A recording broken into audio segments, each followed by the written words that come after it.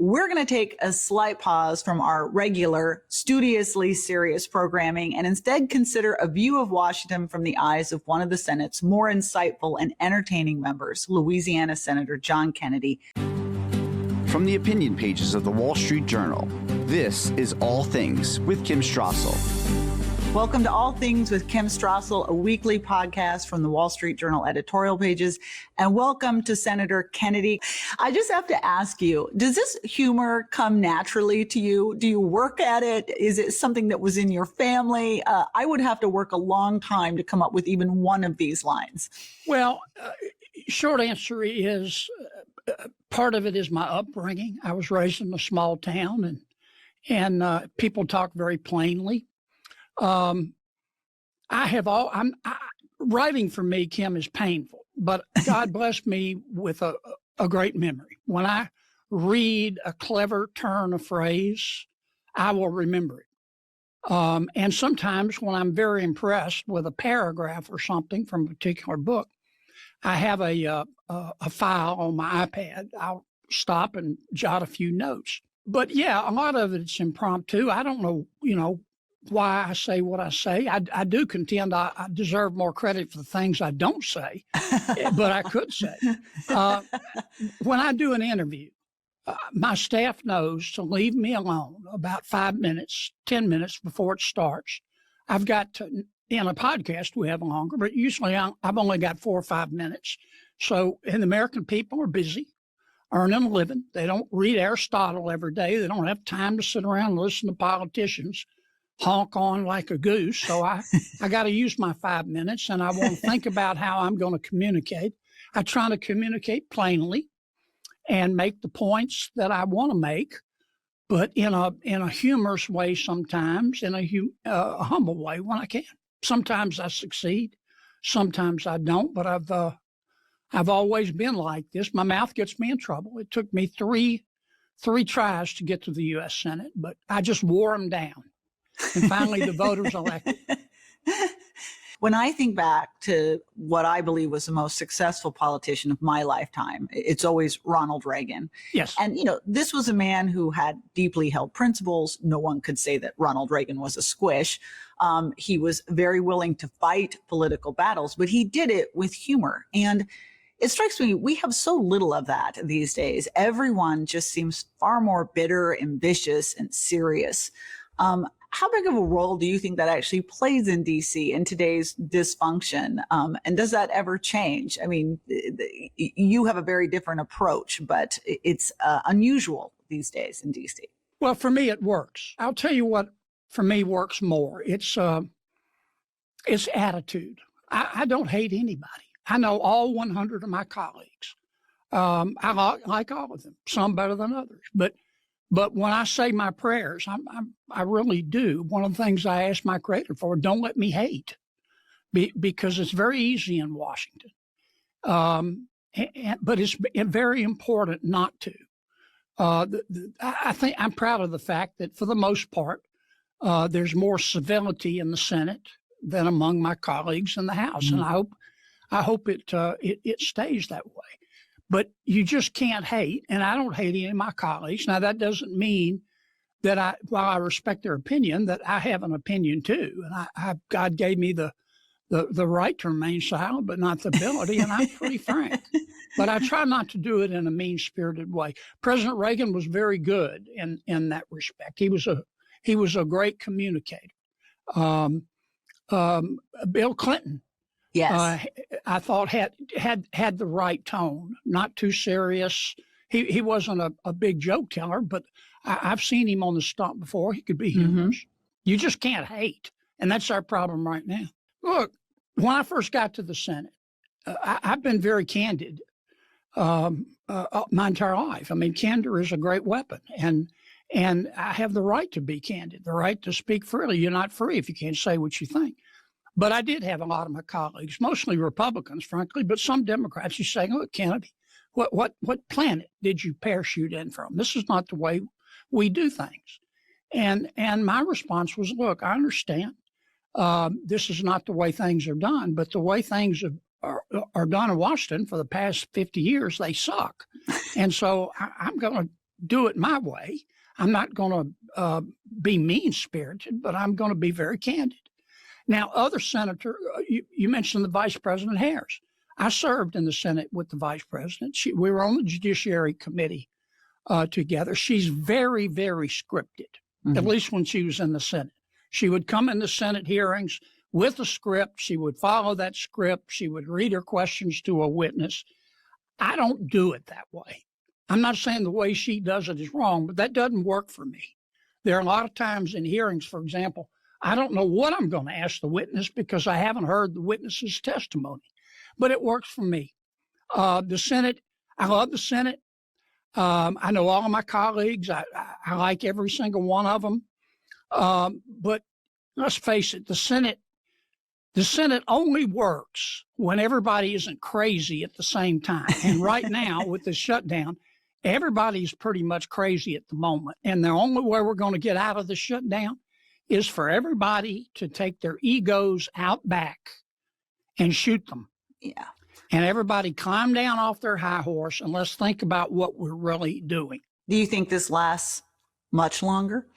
I do. If you'd asked me 4 or 5 days ago, I would have said no. But here's the way I think it will end. And of course, I could be wrong.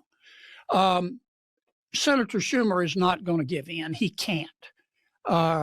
He's in the fight for his political life back in New York against the socialist wing of his party. The socialist wing of his party hates Chuck. Chuck wants them to love him. He's trying to ingratiate himself to them and to Congresswoman Ocasio-Cortez.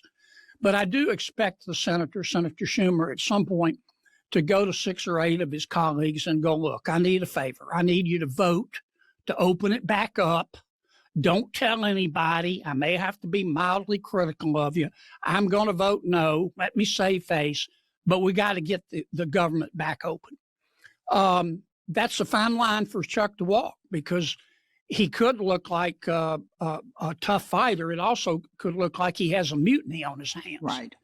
And I think if Chuck held out too long, he would have a mutiny because not all, but many of my Democratic colleagues know that what we're doing is bone deep down to the marrow stupid. It makes no sense. If the Republicans were asking for a lot of extra stuff, it's one thing, but all we're asking for is to open government back, no strings attached, and let us negotiate. The other thing that's being lost in all this, Kim, the Democrats say it's about health care and about extending the Obamacare subsidies. But we also need to have a conversation about Obamacare itself. Subsidies or no subsidies, the damn thing's broken. Yep. And we were told that if we passed Obamacare, health insurance would be cheaper and more accessible.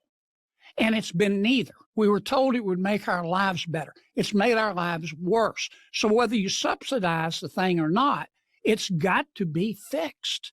And that's what's being lost in the debate.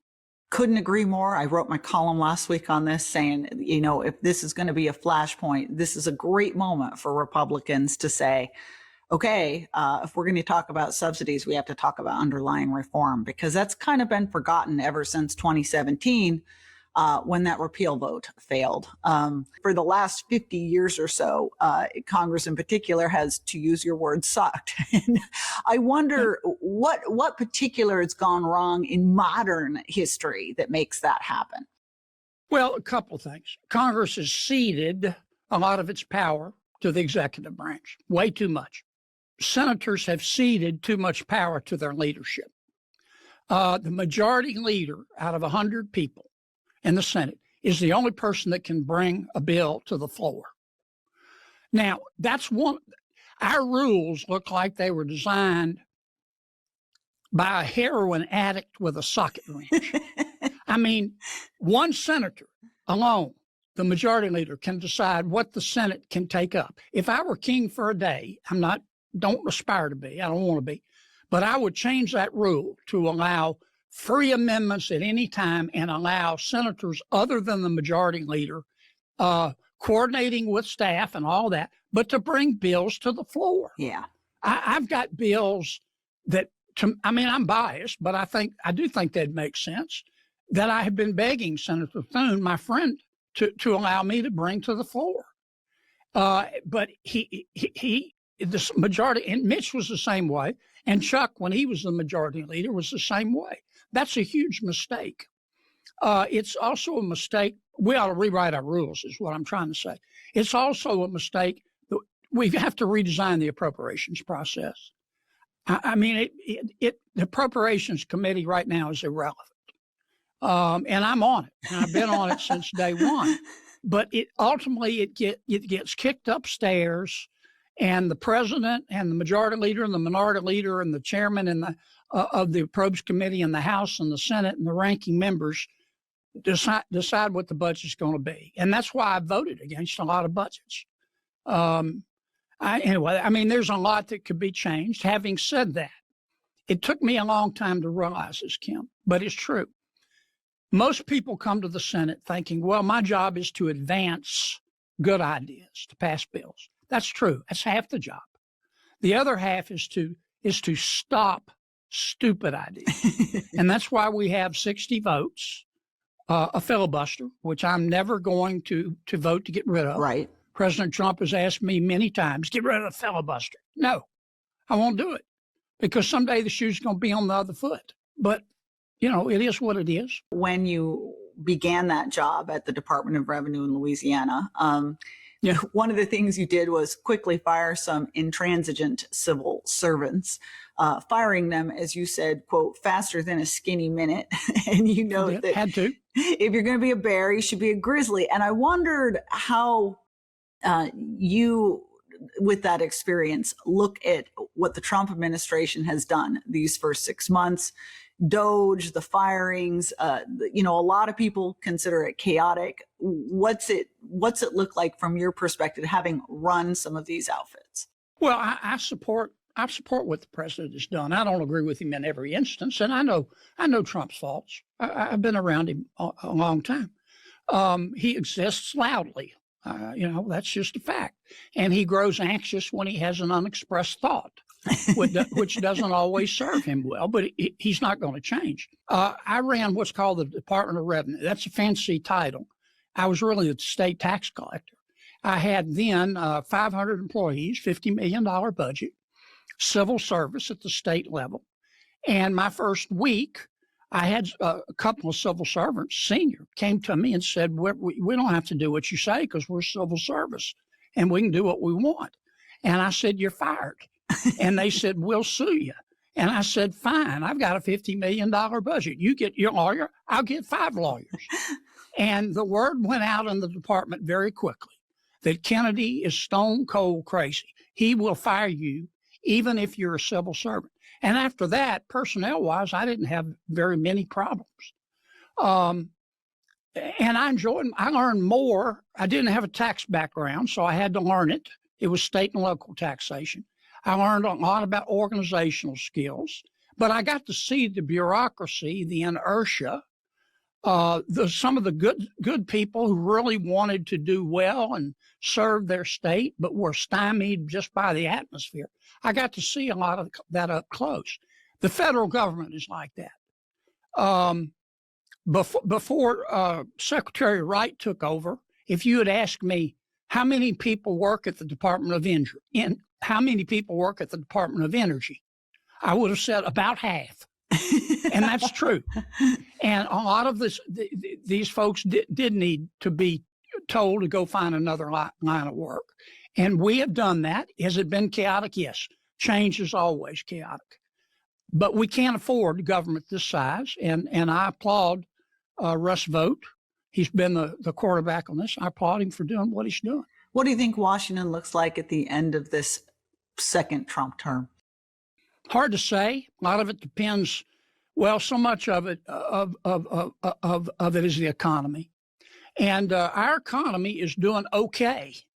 In fact, I know a lot of people don't like Jay Powell, but you have to give credit where credit is due. When we had 9% inflation, I told Chairman Powell, I said, "You'll never get inflation down without letting unemployment rise to 8 or 9%, and probably a recession." And I was wrong. He was right. Before the tariffs, we had pretty much a soft landing. Now, the reason I say before the tariffs is because we don't know the impact of the tariffs is going to be yet. President Trump says it's going to be the greatest thing since pumpkin pie. He may be right. He says it's not going to cause inflation. He may be right. But the truth is, it's been 100 years since we had tariffs like this, and we're in uncharted waters. And it's just what I've learned about economists in Washington.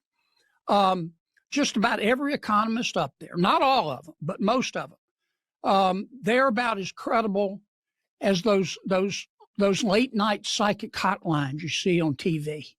They don't know. And especially when we're in uncharted waters like this, and 6 months, a year from now, we'll know the impact of the tariffs. We also have to wait and see what the Supreme Court's going to do. I'm not entirely convinced that the Supreme Court is going to uphold these tariffs. You actually started your political life as a Democrat, and your first run for the United States Senate was as a Democrat. You note that national party politics had not really filtered down to Louisiana at that point, but that 4 years later, quote, when the utter nutters really started taking over the Democratic Party, you joined the Republicans. You're an interesting person, having served on both sides. What's happened on that side of the aisle? Well, I've never been a big party guy. Even sometimes today, I don't vote with my party. But I switched parties 20 years ago. The national political scene had not filtered down to Louisiana. Just about everybody was a conservative Democrat, a bulldog Democrat. But the Democratic Party began to change, even in my state. And I was ostracized because I was very conservative fiscally. I was the state treasurer. And then the National Democratic Party they took a hard left and kept driving. And today you see the result. The Democratic Party is struggling to see who's going to control it. The socialist wing of the party is ascending. They're about to elect a socialist mayor of New York. That's what really this shutdown battle is about. I'm not saying Republicans, we have our struggles too, but I think Donald Trump won the election over Kamala Harris because people sat down and they said, look, this is my choice. Donald Trump, Kamala Harris. Hope versus more hurt. They weren't certain about what President Trump was going to do, but they knew enough about him to hope that things would be better. They knew what the vice president would do. She would do just what President Biden did. And his term was a disaster. And I think that's what President Trump, particularly on the economy, why President Trump won the election. In fact, I wish the president would talk more about the economy, but he doesn't like to. Thank you for tuning in. If you like the show, you can hit the subscribe button. We'll be back next week. And if you'd like to write to us, you can at kimat@wsj.com.